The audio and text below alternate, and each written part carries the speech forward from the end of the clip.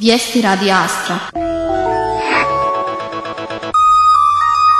Premijer Kosova Hašim Tači istakao je juče u razgovoru sa komandantom KFOR-a generalom Salvatoreom Farinom da je prisustvo NATO na Kosovu važan faktor mira, bezbjednosti i stabilnosti za čitav region. Tači je sa komandantom KFOR-a razgovarao o aktuelnoj političkoj i bezbjednosnoj situaciji na Kosovu, saopšteno iz kancelarije kosovskog premijera. Komandant KFOR-a izrazio je spremnost da nastavi saradnju sa institucijama u stvaranju mirnog i bezbjednog okruženja za sve građane Kosova i naglasio posvećenost snaga KFOR-a da budu u službi stvaranja bezbednog okruženja za normalno odvijanje izbornog procesa koje će se održati 1. decembra. Tači je zahvalio generalu Farini za doprinos koji je dao KFOR u podizanju stručnih kapaciteta bezbednosnih snaga Kosova i izrazio uvjerenje da je Kosovo nepokolebljivo u svojoj viziji za integraciju u NATO, navedeno je u saopštenju objavljeno na sajtu kosovskog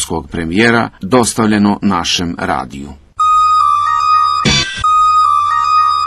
Specijalni izvestilac Evropske unije na Kosovu Samuel Žbogar izjavio je za ZRI da su građani sa Kosova na vrhu liste traženja azila u Evropi. Žbogar je istakao da to može da ugrozi stavljanje Kosova na belu šengensku listu, ali da postoje pomaci na ispunjavanju kriterijuma za bezvizna putovanja. Mislim da smo puno postigli proteklih godina na ispunjavanju kriterijuma, rekao je Žbogar. Govoreći o lokalnim izborima, Žbogar je naglasio da su oni pozitivan korak u procesu demokratizacije, iako je bilo pritužbi na izborni proces. Prema riječima Žbogara, odziv na Kosovu bio je velik, posebno u srpskim opštinama na jugu Kosova, gdje je bilo iznad 60%, ali je totalno drugačija situacija bila na sjeveru Kosova.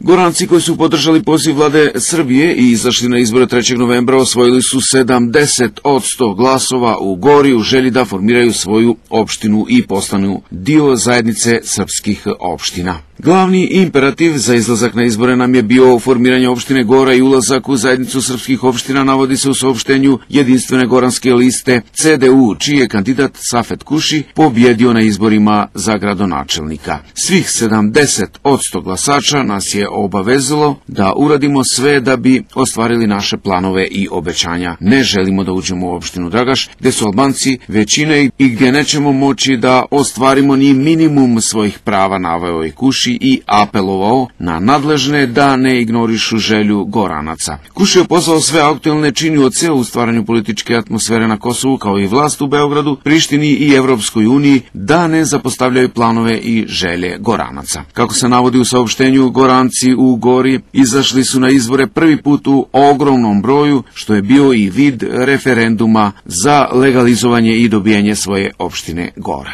Albanci sadašnju opštinu Gora ne priznaju jer funkcioniše po sistemu Republike Srbije.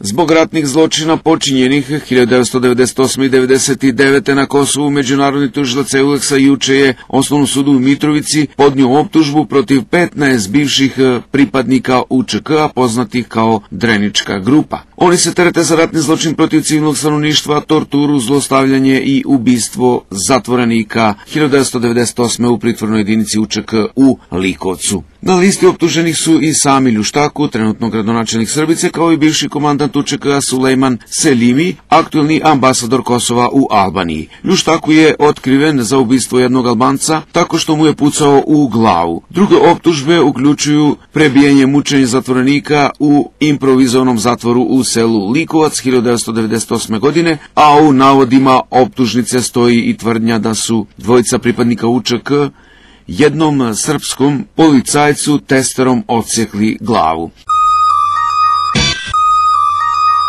Nastavlja se jesenje prvenstvo 5. kola Župsko-podgorske lige u malom fudbalu danas i sutra. Evo i rasporeda za danas. Od 17 sati igraju Nebregošte Gornje Selo, od 18 Donje Ljubinje Skorobišta, od 19 Jablanica Mušnikovo i od 20 sati Novo Selo Grnčare. Sutra se sastaju od 17 sati Lokvica Pousko, od 18 Planjane Manastirica, od 19 Ljubižda Drajčići i od 20 Rečane Gornje Ljubinje. Inače, ovo je utakmica derbi 5. kola Župsko-podgorske lige u malom fudbalu.